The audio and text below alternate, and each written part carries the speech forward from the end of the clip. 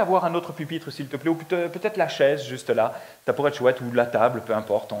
On va la jouer très décontractée ce soir. Merci beaucoup. Comme d'habitude, ce sont toujours très décontractés ici. Merci beaucoup. Ouais, c'est parfait, là. Génial. Stratégie, vision, j'ai utilisé ce mot parce que je crois qu'il est très à la mode, n'est-ce pas? On parle beaucoup de vision dans les églises.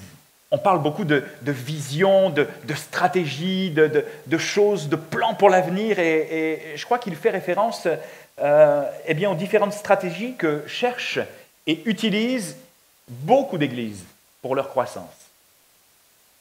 Si vous me connaissez, et je pense que vous me connaissez un petit peu, vous savez ou vous sauriez que je ne suis pas du tout contre les stratégies contemporaines qui visent à trouver des idées novatrices pour toucher les croyants, pour faire grandir l'Église et marquer un petit peu notre différence. Je suis vraiment favorable à tout ça. Je ne suis pas du tout opposé à la nouveauté dans l'Église. Et je crois qu'en ce temps de confusion que nous vivons, en ces temps de confusion spirituelle, où les valeurs sont inversées, où l'on appelle bien ce qui est mal et mal ce qui est bien, je crois qu'il est nécessaire d'avoir une vraie vision pour nos propres vies, d'abord pour nous. Et ce message, si je vous le prêche, c'est parce que d'abord le Seigneur m'a parlé à moi, m'a impacté à moi, m'a remis en question à moi d'abord. Et on peut mieux prêcher bien souvent ce qui nous concerne personnellement, n'est-ce pas ?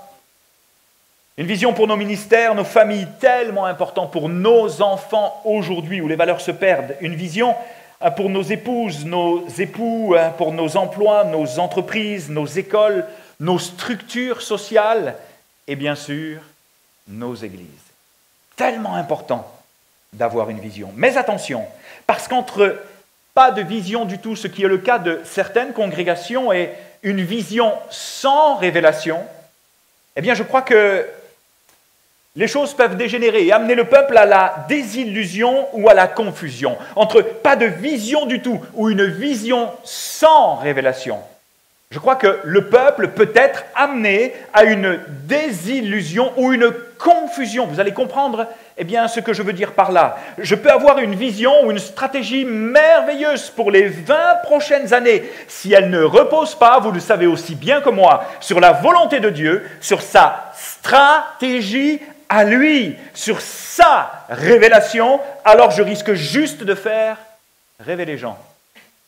Je risque surtout de les décevoir un jour profondément. Je vais revenir dans quelques instants sur la notion et la signification du mot « vision » dans l'hébreu, parce que pour l'instant, je voudrais attirer votre attention sur le fait qu'il y a, et j'en parlais à demi-mot au début du message, il y a une grande tentation par rapport à la vision qui nous guette tous aujourd'hui.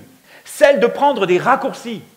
Parce que je n'ai pas de vision, en copiant ou en imitant le succès des autres. Encore une fois, je ne parle pas de vous spécifiquement, vous comprenez, je parle dans un aspect général. En imitant le succès des autres et en entrant dans le courant d'une certaine mode évangélique. C'est une tentation tellement subtile qui est exacerbée par les réseaux sociaux et les églises qui rencontrent une certaine faveur de Dieu et qui nous influencent. La tentation de copier, la tentation même de faire du copier-coller, alors que Dieu voudrait nous parler pour notre contexte. Le pasteur Claude Oud nous disait souvent, n'imitez pas ce que nous vivons à Nouvelle Vie. Inspirez-vous-en, mais allez chercher votre propre révélation. Et on pourrait avoir tendance à croire que l'Église Nouvelle Vie grandit juste sur les concerts, grandit juste sur les événements, mais elle procède au départ d'une vision, d'une révélation, de quelque chose que Dieu a donné à pasteur Claude Oud et à son staff, et qui s'accomplit qu'elle s'accomplisse des générations,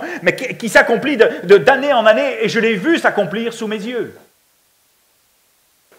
Pasteur Claude Oud disait, ne copiez pas, n'imitez pas, et c'est une tentation très subtile qui peut nous guetter toutes et tous, qui que nous soyons.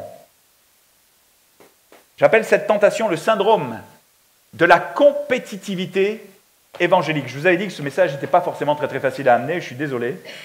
Ce n'est pas un message qui risque peut-être de vous rejoindre dans vos besoins émotionnels, là où vous avez besoin d'être consolé, d'être guéri, d'être rencontré. Le syndrome de la compétitivité évangélique.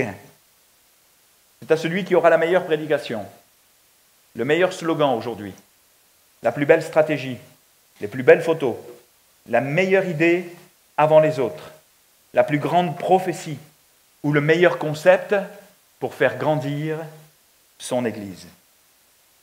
Et pendant ce temps, paradoxalement, j'ai pu constater un peu partout, dans mes voyages, malgré le brouhaha évangélique, malgré les apparences, le côté faste de tout ce qui est présenté, de tout ce qui est vanté, de tout ce qui est organisé, j'ai pu constater malheureusement qu'il n'y a pas véritablement de profondeur, parfois un manque de sainteté certain, pas grande consécration, car beaucoup de leaders sont tellement occupés à jouer à l'Église qu'ils en oublient l'essentiel, le peuple que Dieu leur a confié.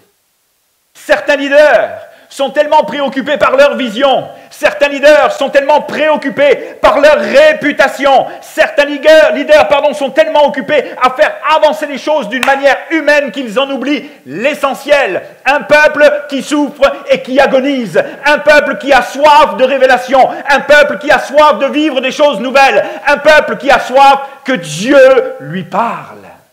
Réellement. Et l'expression qui m'est venue est la suivante.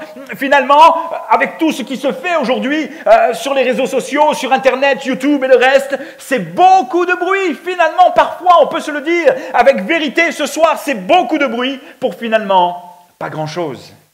Et pendant ce temps, je vous le disais, il y a un peuple qui a faim et soif d'authentique, de choses profondes, de changements et de direction divine, mais qui se meurt et qui va de désillusion en désillusion, ne sachant plus à qui regarder ni à qui faire confiance. Je ne vais pas donner de détails, mais croyez-moi, je sais ce dont je parle pour l'avoir vécu dernièrement, là où le Seigneur nous avait placés avec Sandrine. Un peuple qui finalement se disperse et finit par négliger les choses de Dieu, s'en détourne et tombe dans le compromis. Un peuple confus qui ne sait même plus où donner de la tête. Proverbe 29-18 nous dit dans le français courant, lorsqu'il n'y a plus de vision d'avenir dans le français courant, le peuple vit dans le désordre. Heureux alors est l'homme qui obéit à la loi de l'Éternel. C'est intéressant parce que on va rentrer de plus en plus profondément dans la thématique de ce message. C'est intéressant parce que le mot hébreu « chasson », qui a été traduit par « vision » dans le français courant, et qui est une traduction très correcte, nous donne une meilleure compréhension encore dans d'autres versions, parce qu'on pourrait avoir tendance à comprendre le mot « vision » en tant que stratégie humaine ou juste plan pour l'avenir. Écoutez bien, c'est intéressant parce que dans la version Sommer, il est écrit « quand il n'y a plus de révélation divine ». Le peuple se laisse aller, heureux celui qui obéit à la loi de Dieu. Nouvelle Bible seconde, quand il n'y a plus de vision, donc sous-entendu de révélation divine, le peuple est incontrôlable. Heureux celui qui garde, shamar en hébreu, qui observe, qui met en pratique l'enseignement de la parole. Heureux celui lorsqu'il n'y a pas de vision, lorsqu'il n'y a pas de révélation divine, qui se fie au commandement de la parole de Dieu, qui plonge ses regards dans la parole de Dieu et qui met en pratique la parole de Jésus sous l'inspiration du Saint-Esprit. Quand il n'y a pas de vision, le peuple est sans frein, nous dit la version Darby. Et on va voir ce que le mot frein signifie dans un instant. Mais bienheureux celui qui garde la loi. Raisonne, écoutez bien, vous le savez probablement en temps aussi bien que moi, pour l'avoir probablement étudié, renferme 4 mots qui ont leur importance encore aujourd'hui et qu'il nous faut absolument redécouvrir dans leur véritable dimension. Vision divine, raisonne, vision divine, révélation, songe et prophétie. Le mot raisonne en hébreu, c'est 4 mots. 4 mots qui sont des piliers pour nos vies aujourd'hui et que l'on ne peut pas gommer, dont on ne peut pas se passer et qu'il nous faut restaurer dans chacune de nos vies et dans l'Église. Vision divine, révélation, songe et prophétie. Vision divine, révélation, songe et prophétie. Alors sur la base de ce que l'on vient d'étudier très courtement, nous pourrions étirer Proverbe 29-18 en le retraduisant de cette manière. Quand il n'y a plus de vision divine, de révélation d'en haut, de songes, de paroles prophétiques, de prophètes pour susciter dans le cœur du peuple la crainte de l'Éternel. Quand Dieu ne semble plus parler, en somme que nous parlons beaucoup plus souvent à sa place pour lui faire dire des choses qu'il n'a jamais dites, alors le peuple est confus. Il se livre à ses propres inspirations. Il est sans frein. En hébreu, para, qui signifie qu'il est incontrôlable, qu'il se détourne des commandements divins, se disperse et vit dans le désordre. Je crois, les amis, et c'est un message vraiment tellement solennel, que d'abord je me prêche à moi-même en me réécoutant. Je n'ai pas de retour, mais j'entends ce que je dis. Comprenez ce que je veux dire? Ça fait écho dans mon cœur ô combien les choses de Dieu sont précieuses, ô combien les choses de Dieu sont saintes, ô combien les choses de Dieu ne sont pas un jeu, ô combien les choses de Dieu sont à prendre avec le plus grand des sérieux, crainte et tremblement. Je crois que nous avons besoin vraiment, dans cette nouvelle génération, dans cette fin d'année et dans cette nouvelle année 2019 qui s'annonce dans quelques mois, je crois que nous avons besoin de crier à Dieu, d'hurler à Dieu, pour qu'il suscite des hommes et des femmes qui parlent vraiment de la part de Dieu. J'entends tellement de choses à droite et à gauche, des paroles précises parfois, des paroles qui viennent du cœur de Dieu, mais des choses qui n'ont aucun sens. Et on prête à Dieu de fausses intentions, on prête à Dieu de fausses paroles, on lui fait dire ce que jamais il n'oserait dire. Avec crainte et tremblement, je crois qu'il faut restaurer l'autel de l'écoute. Celui où je vais me mettre à part, comme cela a été proposé tout à l'heure, où Dieu va me parler réellement. Je crois qu'il est temps aujourd'hui de prier et de crier à Dieu pour qu'il suscite dans certaines églises des hommes et des femmes qui vont avoir une oreille et une voix prophétique. Vous allez comprendre ce que je veux dire dans un tout petit instant. Une oreille et une voix prophétique, afin que le peuple ne soit plus dans la confusion. Afin que le peuple apprenne également à entendre lui-même la voix de Dieu. Parce que si dans l'Ancien Testament, cela a été réservé à quelques élites, le Saint-Esprit répandu sur toute une génération peut permettre à des hommes, à des femmes, à des enfants et à des jeunes d'entendre eux-mêmes la voix de Dieu. Mais en attendant, pour moi, le modèle biblique veut que Dieu utilise des leaders. Veut que Dieu utilise des hommes et des femmes qu'il va appointer parce que le Saint-Esprit distribue ses dons à qui il veut. Des hommes et des femmes qu'il va équiper pour parler au peuple dans une direction et un sens bien plus précis que l'on ne peut l'imaginer. Je ne fais pas du tout allusion à de belles paroles qui sortent supposément de la bouche de Dieu, nous encouragent, nous entretiennent dans une fausse communion avec lui, sans que nos vies soient transformées, sans que nos péchés ne soient effacés, sans qu'il y ait une véritable repentance et que nous tombions parfois sur la face du tapis, à genoux, à pleurer parce que le Seigneur a mis le doigt sur quelque chose qui était caché et que les hommes n'avaient pas vu jusqu'alors, mais alors que cette voix prophétique arrive et dévoile dans ma vie avec douceur et avec tendresse ce que je suis en train de vivre de tordu, je tombe à genoux et je me repens. Nous avons besoin de vivre ces choses-là dans l'Église. Parce que le peuple est dans la confusion, parce qu'il vit aujourd'hui dans la dimension francophone et certainement mondiale. Je n'ai pas visité les églises où on ne parle pas français, mais je parle dans la francophonie. Nous vivons dans la confusion et nous vivons bien souvent dans le désordre. Est-ce que vous me suivez ce soir? Ça va? On continue? Je ne fais pas allusion à de belles paroles qui sortent de la bouche de Dieu supposément et qui nous encouragent comme cela dans une sorte d'éthérisme spirituel, d'angélisme biblique ou de prophétisme à dessous, où chacun y va de son inspiration et où on se distribue des paroles. Et puis finalement, on ne sait plus trop où on s'en va et ce que l'on entend et ce que l'on a reçu. Non, lorsque je parle de razon, de vision ou de révélation, je parle premièrement d'hommes et de femmes. Je le disais il y a quelques secondes, qui ont une vraie voix prophétique, dont la fonction va être de ramener le peuple de Dieu dans ses bras, avec crainte et tremblement. Une crainte restaurée, une sainteté restaurée, une vision et une dimension du sacré restaurée, quelque chose de renouvelé, que je vois de moins en moins chez certains pasteurs, dans certaines églises, mais que je vois s'étioler dans d'autres. Lorsque je parle de vision, lorsque je parle de razon, lorsque je parle de paroles prophétiques, je parle d'une parole qui dévoile les sentiments et les pensées des cœurs jusqu'au plus profond de ce qui est caché, vécu en secret, et qui n'est pas encore venu à la lumière. Une parole qui les fasse passer de la confusion à la sécurité, de la captivité à la liberté, du mensonge à la vérité qui affranchit.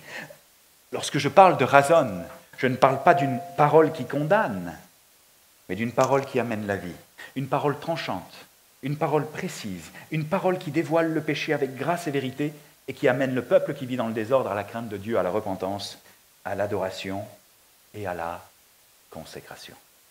Croyez-vous que ce genre de parole soit facile à amener? Absolument pas. Croyez-vous que ce genre de ministère soit facile à exercer? Absolument pas. Mais ce n'est pas parce que ce sont des paroles difficiles à amener, ce n'est pas parce que ce sont des gens qui vont marcher à contre-courant, ce n'est pas parce que c'est un ministère qui n'est pas facile à exercer qu'il ne faut pas crier à Dieu pour que Dieu suscite au milieu de nous et au milieu de Vivea peut-être des hommes et des femmes de cette trempe-là. Parce qu'en exerçant la parole que Dieu va vous donner, vous allez sauver des vies. Vous allez permettre à des jeunes filles, des jeunes hommes, d'éviter de vivre des catastrophes, des hommes et des femmes qui sont sur le point de divorcer, qui sombrent dans le péché, qui ont des vies cachées, d'être dévoilés avec amour et tendresse et de susciter dans leur cœur la crainte de l'Éternel.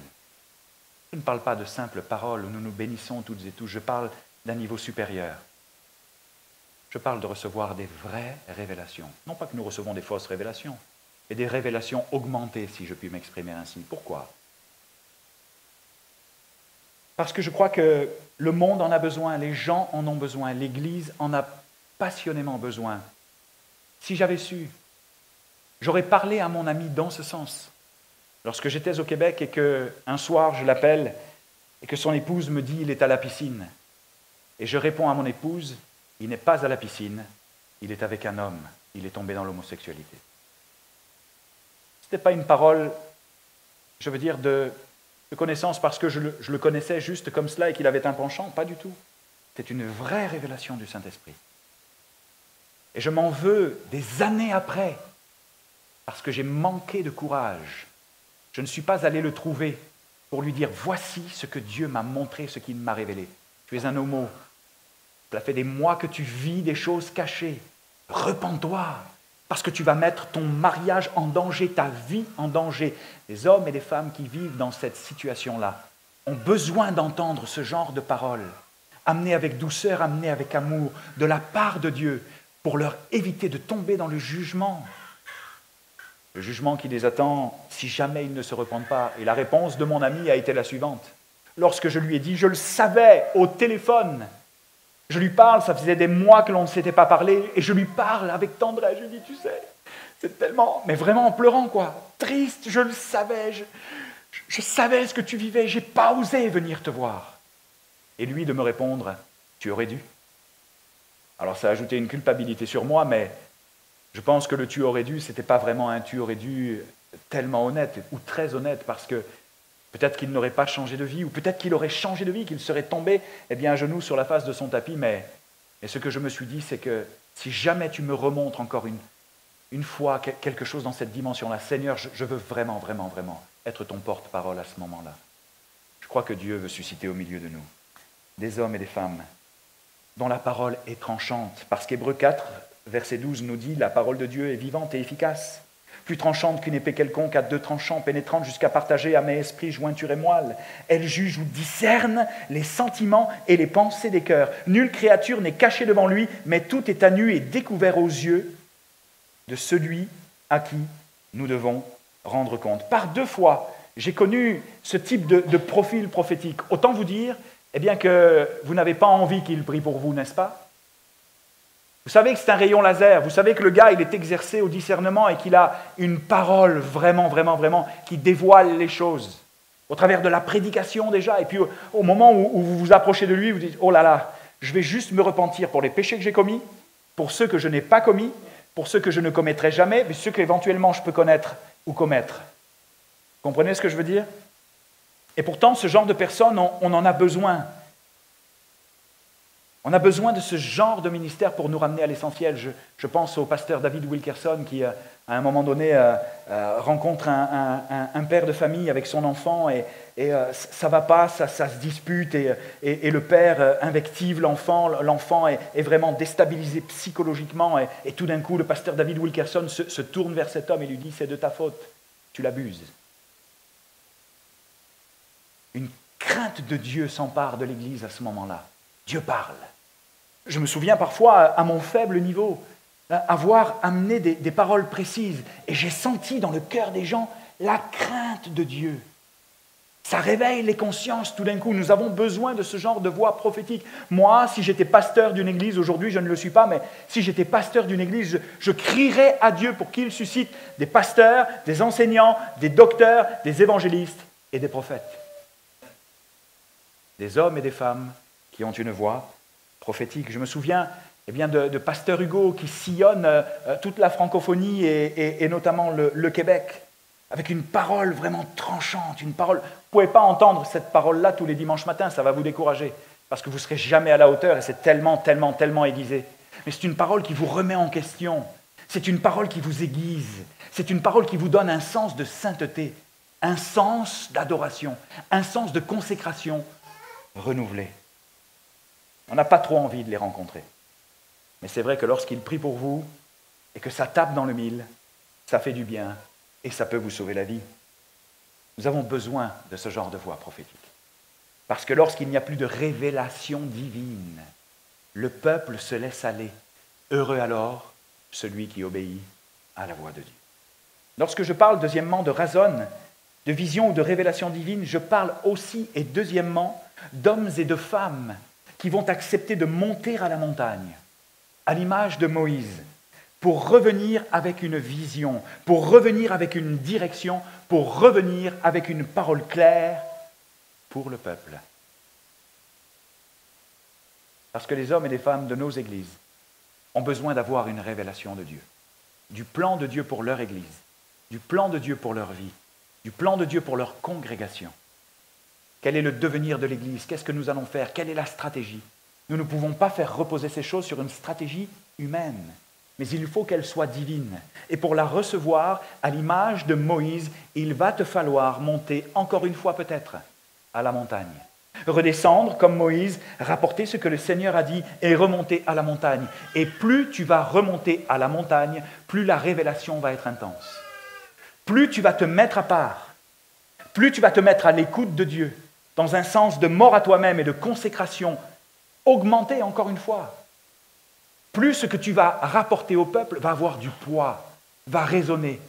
Peut-être que tous ne vont pas t'écouter, mais au moins tu vas revenir avec un réma, avec un razon, avec une révélation, avec une direction. Je crois que Dieu cherche des hommes et des femmes de sagesse qui vont prendre de la hauteur dans le jeûne et dans la prière. Il est vraiment temps de cela. Peut-être que tu le fais déjà. Dieu veut t'amener encore plus loin. C'est demandant, c'est pas grave. Parce que ce qui t'attend, c'est juste glorieux. Il y a un prix à payer. Celui de l'abnégation à toi-même, celui de la mort à toi-même, celui de la mort même à tes rêves, pour que s'accomplisse pour ton Église, pour que s'accomplisse pour tes brebis, pour que s'accomplisse pour ta famille, tes enfants, ton travail, ta vie, ton épouse et ton époux, les rêves de Dieu dans leur vie.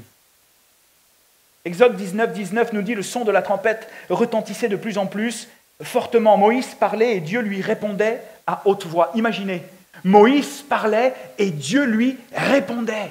Waouh! Juste étonnant.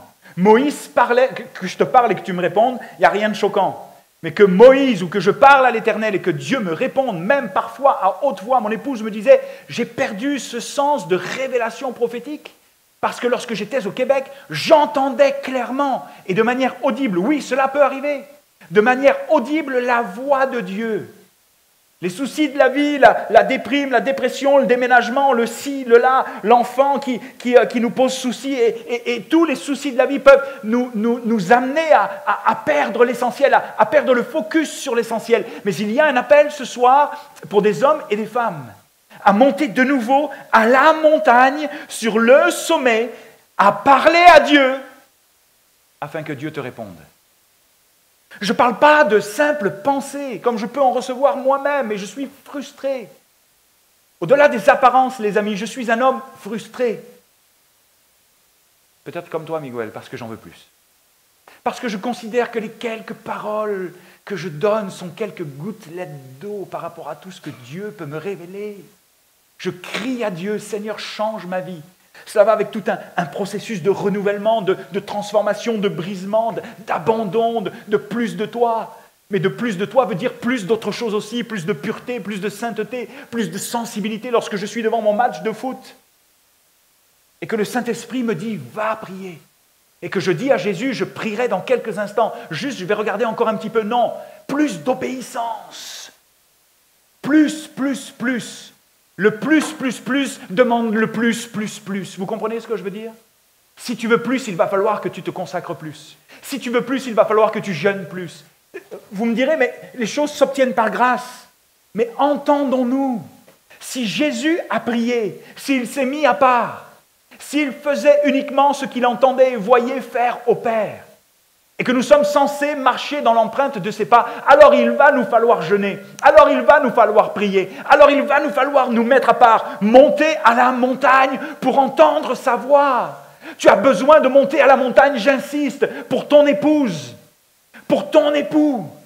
Tu ne peux plus laisser ton épouse ou ton époux ou tes enfants vivre les problèmes qu'ils vivent. Ils ont besoin d'entendre une révélation de Dieu. Parfois, ils n'en sont pas capables.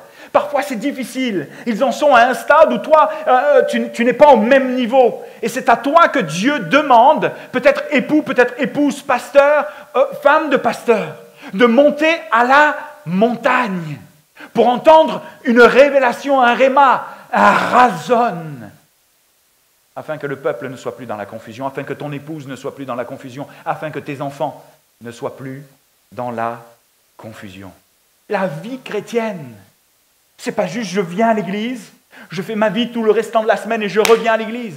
Et je fais ma vie tout le restant de la semaine et je reviens à l'église. Non, tu as signé pour entretenir une relation avec Jésus et c'est ce qu'il veut faire avec toi. Et transformer ta vie pour le meilleur afin que de ta vie jaillissent des paroles de la vie éternelle. Est-ce que vous me suivez ce soir? Pas facile à amener comme message. Mais aujourd'hui, en 2018, nous pourrions dire « Et l'Éternel », dommage qu'il soit parti. Je vais lui demander de revenir. « Miguel, reviens s'il te plaît, 2 secondes. » Il est avec sa petite? C'est ça. Mais quand il va revenir, je lui redirai. Non, ça va, je lui redirai, t'inquiète pas, Déborah. « Et l'Éternel appela Miguel à la montagne. Et Miguel monta pour recevoir un razon de la part de Dieu. Et l'Éternel appela Déborah sur le sommet de la montagne. Et Déborah monta pour recevoir un razon de la part de Dieu. Et l'Éternel appela Gaétano sur le sommet de la montagne. Et Gaétano monta pour recevoir un razon de la part de Dieu. Et à l'image de Moïse, on pourrait dire en 2018, aujourd'hui, et l'Éternel appela Miguel à la montagne. Et Miguel monta pour recevoir un razon de la part de Dieu. Et l'Éternel appela Louis et son épouse sur le sommet de la montagne. Et Louis et son épouse montèrent pour recevoir un razon de la part de Dieu. Vous pourriez toutes et tous ce soir ajouter vos prénoms. Et l'Éternel appela Isabelle, Jean-Philippe, Michel, Pascal, je ne connais pas tous les prénoms de l'Église. Lucas, et l'Éternel appela Lucas, et Lucas monta à la montagne pour recevoir un razon de la part de Dieu. On ne peut pas vivre autrement, parce que l'homme ne vivra pas de pain seulement, mais de toute parole qui sort de la bouche de Dieu. Je veux vous défier à répondre à l'appel de Dieu et à monter à la montagne pour vos propres vies ce soir. Peut-être qu'on va transformer ce lieu en un lieu de haut sommet. Je priais pour un jeune homme et je sais maintenant ce que ça veut dire. Parfois, je vois des choses tellement étranges et tellement énigmatiques, mais je ne sais pas ce qu'elles signifient. Je priais pour un jeune homme et je voyais des hauts sommets. Le Seigneur était en train de lui dire, je vais lui rappeler, de monter à la montagne, de se mettre à part, afin que Dieu lui parle, afin que Dieu te parle. Je veux t'inviter à monter et te défier à monter, à répondre à l'appel de Dieu, à monter à la montagne pour ta propre vie d'abord, pour ton appel, pour ton ministère, pour ta famille, ton job, afin de recevoir une vision. Et on va rentrer tranquillement dans la fin du message, mais vous allez voir que en ce qui a trait maintenant à l'Église, parce que j'ai parlé succinctement de certains leaders avec vraiment, vraiment beaucoup de tendresse et beaucoup d'amour pour eux. Parce que je crois que si le Seigneur nous montre des choses, ce n'est pas pour qu'on condamne, mais c'est pour que l'on prie. Et pour qu'on aime les gens qui nous mettent à cœur. pour que les vies changent, pour que les destinées changent. Vous êtes d'accord avec cela? Pas pour que nous ayons des paroles de condamnation. Mais je veux vous mettre en garde, alors que vous allez monter à la montagne. Je veux vous mettre en garde, notamment en ce qui a trait à l'Église. Je veux vraiment vous mettre en garde, parce que s'il y a une tentation pour certains leaders de jouer à l'Église et de tomber dans le compétitisme évangélique, il y a une autre tentation qui guette, cette fois-ci, le peuple de Dieu en général. Pendant que les leaders montent à la montagne, pendant que le pasteur, là je parle de l'Église, précisément de l'Église, pendant que le pasteur monte à la montagne, pendant que son épouse monte à la montagne, pendant que sa famille monte à la montagne, je veux vous prévenir parce qu'il y a une grande tentation qui guette le peuple de Dieu, celle de l'impatience, qui engendre la critique et la précipitation, alors que la vision tarde à venir ou ne se met pas en place telle que nous l'imaginions. Voici ce que dit Exode 32 au verset 1. Le peuple vit que Moïse tardait à descendre de la montagne. Il vit que le peuple tardait à descendre de la montagne. Et plutôt que de prier pour eux, plutôt que de s'inquiéter pour lui, parce qu'il était seul, de s'inquiéter pour Moïse, il s'assembla autour d'Aaron et lui dit « Lève-toi, fais-nous des dieux qui marchent devant nous, car ce Moïse, cet homme qui nous a fait monter du pays d'Égypte, nous ne savons pas ce qui lui est arrivé. » J'ai vraiment eu cette sensation, alors qu'il se prépare un veau d'or, j'ai vraiment eu cette sensation que le Seigneur me montrait quelque chose de précis depuis plusieurs mois. J'ai eu un rêve particulier sur une église, pas la vôtre. Sur une église qui était au pied de la montagne et qui festoyait, qui jouait, qui dansait. Et puis tout d'un coup, la montagne s'écroule. Et lorsque j'en ai parlé à mon épouse me dit c'est caractéristique du veau d'or. Et souvent, moi qui voyage beaucoup, c'est bon, mais aussi c'est une responsabilité. Je peux avoir un sens de ce que les églises vivent, de ce que les gens vivent, de ce que l'église vit, et un panorama différent d'un pasteur qui, lui, reste dans son église. Vous comprenez ce que je veux dire? Une vue d'ensemble. Et pendant un certain temps, j'ai vraiment senti que le Seigneur me disait, prie, parce que l'église traverse un désert spirituel. Et depuis quelques semaines, de manière vraiment intense, j'ai la sensation que le Seigneur me demande de prier parce que j'ai comme l'impression que l'Église est entrée dans une autre sorte de choses difficiles dont elle n'imagine pas les répercussions. Le veau d'or. J'ai l'impression que dans nos églises, il y a une certaine forme de retour au veau d'or. Et vous allez comprendre ce que je veux vous expliquer, ce que je veux vous dire, car il n'y a malheureusement rien de nouveau sous le soleil. L'une des plus grandes tragédies que je rencontre dans beaucoup de congrégations, c'est ce bouillonnement d'impatience qui veut que ce que Dieu m'a montré, ou ce que j'espère pour mon Église s'accomplisse au plus vite, ou comme je crois que ça doit se faire. Impatience. Les critiques pleuvent, il n'y a pas de vision, on ne sait finalement pas où on s'en va, il n'y a pas de vie de l'esprit, pas d'amour, pas d'organisation, et j'en passe. Impatience. Alors que les leaders sont sur la montagne, alors qu'ils sont préoccupés à amener une vision au peuple, et ô combien je sais que ce n'est pas facile, ô combien je sais que c'est un combat pour la louange, ô combien je sais que c'est un combat pour la direction de l'Église. Pendant que les leaders sont à la montagne, les critiques pleuvent parce qu'il semble qu'il n'y ait pas de vision. On ne sait finalement pas où on s'en va.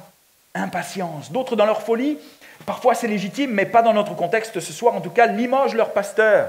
Ce pasteur avec un manque de révérence et de respect pour l'homme ou la femme que Dieu a suscité dans leur église et voudrait bien le voir partir parce qu'il ne convient pas.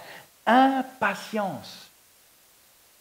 Ce message me parle personnellement parce que j'ai remarqué aussi que beaucoup devancent leur temps en forçant les bras et la volonté de Dieu afin d'entrer dans leur destinée, pour finir par se fracasser contre un mur.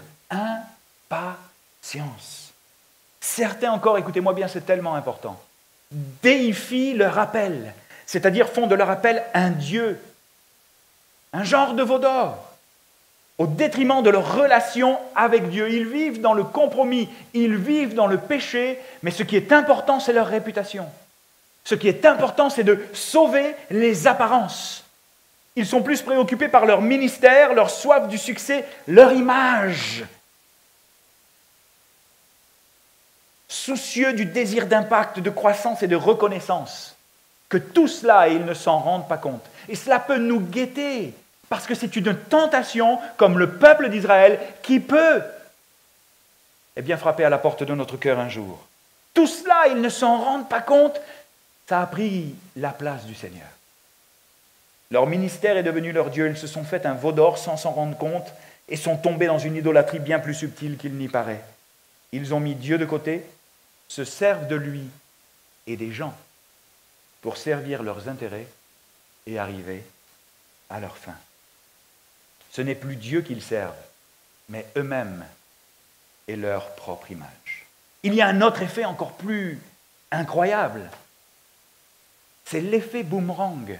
Alors que tu vas monter à la montagne, alors que les leaders montent à la montagne, alors que le pasteur monte à la montagne, ou alors que d'autres personnes montent à la montagne pour que les choses avancent. J'appelle ça l'effet boomerang parce qu'alors que tu vas redescendre de la montagne, tu vas sentir le pouls et le véritable cœur de ton Église. C'est alors que tu vas descendre de la montagne que tu vas savoir ce qui se passe vraiment dans l'Église. Que les péchés vont comme être dévoilés. Que les intentions, les motivations et les cœurs des gens vont commencer à être démasqués. Pourquoi est-ce que je vous parle de cela? Parce que bien souvent, lorsque nous allions jeûner à l'Église Nouvelle Vie à contre-cœur, pas à contre-cœur parce qu'on voulait jeûner on y allait à contre-cœur, mais c'était la ville dans laquelle nous allions, c'était paradoxal, la ville s'appelait à contre-cœur. Alors on se disait pour la blague, allez, let's go, on va jeûner à contre-cœur. À chaque fois que nous revenions de la montagne, il y avait des choses qui arrivaient.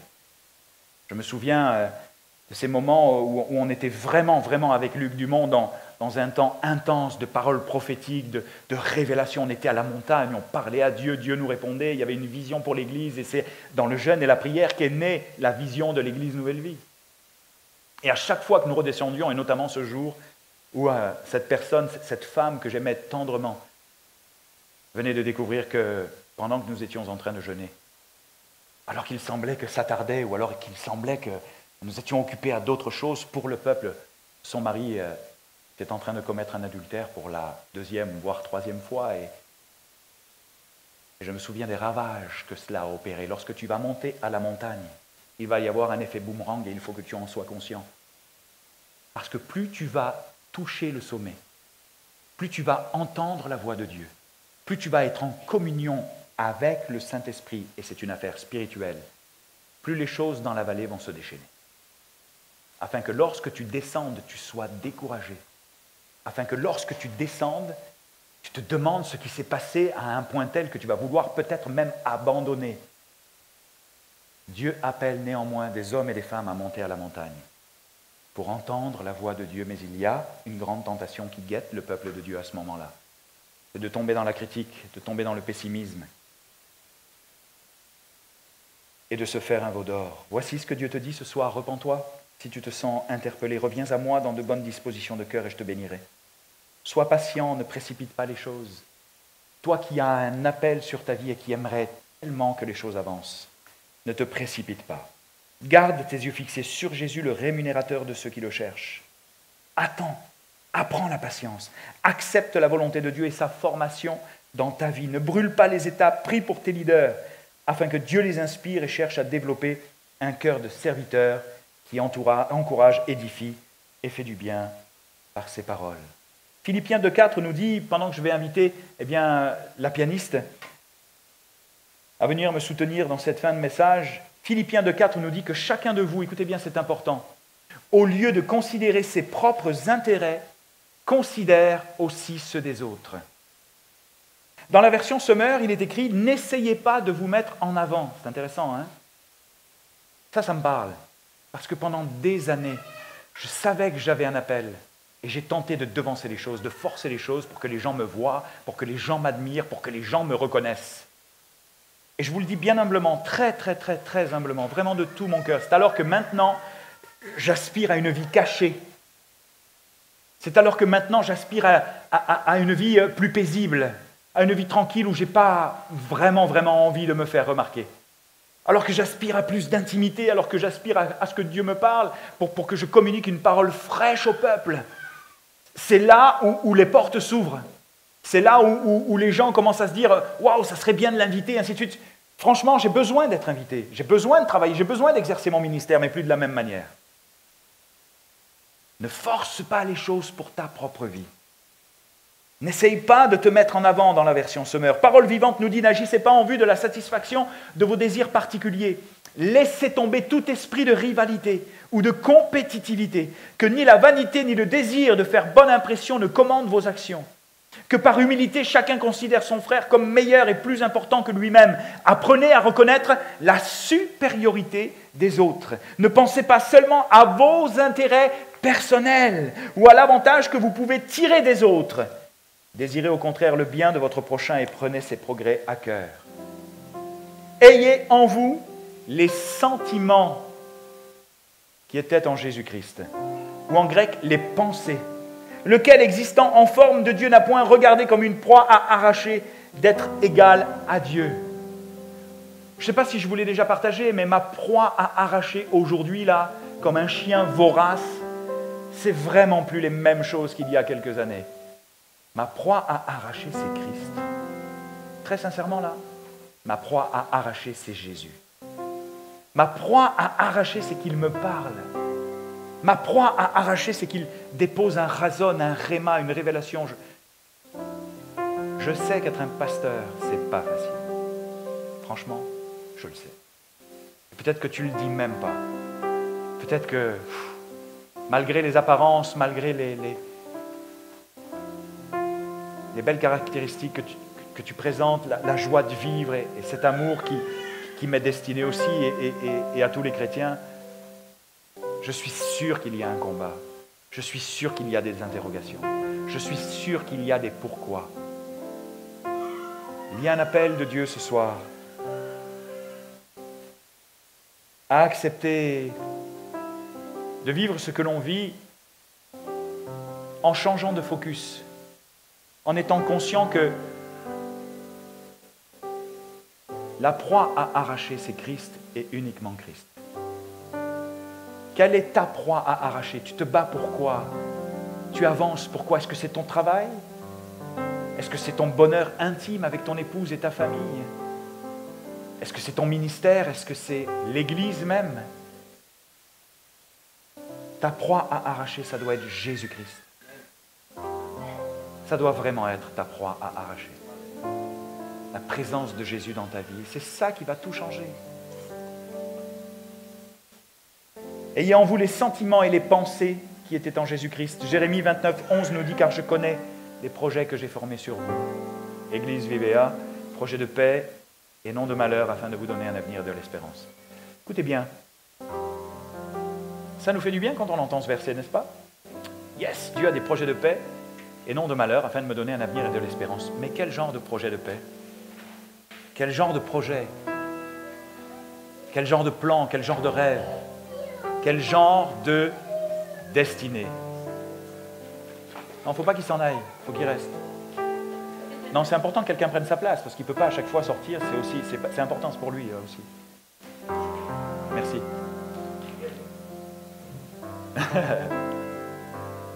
Parce que c'est le pasteur de l'église. Vous comprenez? Il a un cœur de serviteur. Hein.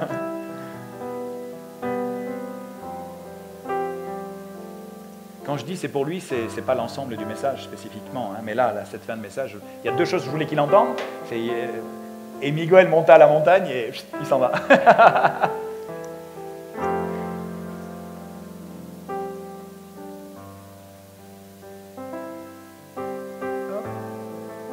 On va t'attendre. Reste avec nous. Ah si, parce que je veux que tu entendes quand même. Bon, après tu peux regarder la vidéo. Ah, ça va. Ah oui, c'est sûr. Car je connais les projets que j'ai formés sur vous. C'est important que tu les connaisses, ces projets. Parce que Dieu les connaît. Mais toi, est-ce que tu connais les projets que Dieu a formés sur toi? C'est bien beau de dire, car je connais les projets, on se réjouit. Yes, Dieu a des projets. Mais j'ai besoin de connaître les projets. Vous savez pourquoi j'insiste là-dessus? Parce que le mot projet, dans l'hébreu, c'est penser. Et voici ce que le verset dit dans sa traduction littérale. « Car je connais les pensées que je pense. Ayez en vous les pensées qui étaient en Jésus-Christ, lequel n'a pas cherché comme une proie à arracher d'être l'égal à Dieu. Et va chercher à connaître la pensée qu'il pense. La pensée de Dieu pour toi. La pensée de Dieu pour vous. La pensée de Dieu pour ton couple, pour ta fille, ton fils, ton ministère, pour la louange. Pour ceux que le Seigneur t'a confié. Il faut que tu connaisses la pensée de Jésus. Et tu ne pourras connaître la pensée de Jésus que si tu montes encore une fois à la montagne. Et si la promesse que Dieu t'a faite tarde, attends-la, elle s'accomplira. Alléluia. Je voudrais que l'on prie pendant quelques instants. Je vous avais dit que ce n'était pas un message habituel. Je ne sais pas du tout ce que ça va susciter dans votre cœur. En tout cas, j'espère que ça va vous donner envie de vous rapprocher un petit peu de lui. Je me sens d'arrêter mon message ici, tout simplement parce que ça ne servirait à rien de répondre à la question suivante. Qu'est-ce que je fais lorsque je n'ai pas de révélation? Qu'est-ce que je fais lorsque je n'ai pas de raison? Qu'est-ce que je fais lorsque je n'ai pas de rêve? Qu'est-ce que je fais lorsque je n'ai pas une parole prophétique? Je vais juste finir avec ça. Je crois qu'il est important de revenir aux fondamentaux, à la parole de Dieu. Quand il n'y a plus de révélation divine, le peuple se laisse aller. Heureux celui qui obéit à la loi de Dieu. Tout est dans la parole. Et si j'avais encore 1 heure devant moi, avec un temps de pause, ce n'est pas une conférence, mais je vous aurais montré comment aller chercher une révélation dans sa parole. Parce que parfois Dieu ne parle pas. Parfois on n'est pas exercé à entendre sa voix. Parfois ce n'est pas si facile que cela. Je vous défie à des choses extraordinaires, mais peut-être que vous êtes tout nouveau dans la foi et que ce langage aujourd'hui n'a aucun sens pour vous dans votre vie. Et peut-être que vous êtes chrétien aguerri depuis quelque temps et que ça résonne, mais que vous essayez et que vous n'y arrivez pas. Qu'est-ce que je fais lorsqu'il n'y a pas de raison? Qu'est-ce que je fais lorsqu'il n'y a pas de révélation? Je vais chercher la révélation et le rêve de Dieu pour ma vie dans sa parole. Souvenez-vous d'une chose. Souvenez-vous d'une chose ce soir. Il y a eu quelques informations intéressantes, mais souvenez-vous d'une chose.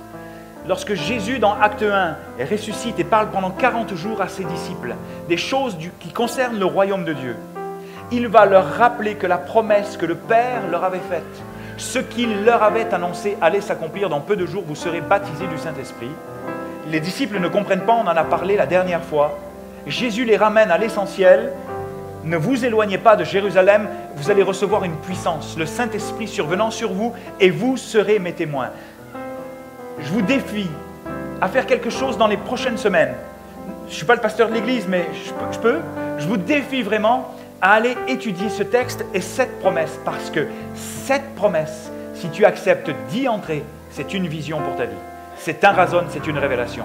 Le baptême du Saint-Esprit, les dons spirituels, la révélation de Dieu, le fait que tu sois un témoin pour Jésus-Christ, ce à quoi nous ramènent les propos de Jésus, la promesse du Père, Joël 2, 28 et juste avant, lorsqu'il est dit que Dieu enverra la pluie de la première et de l'arrière-saison.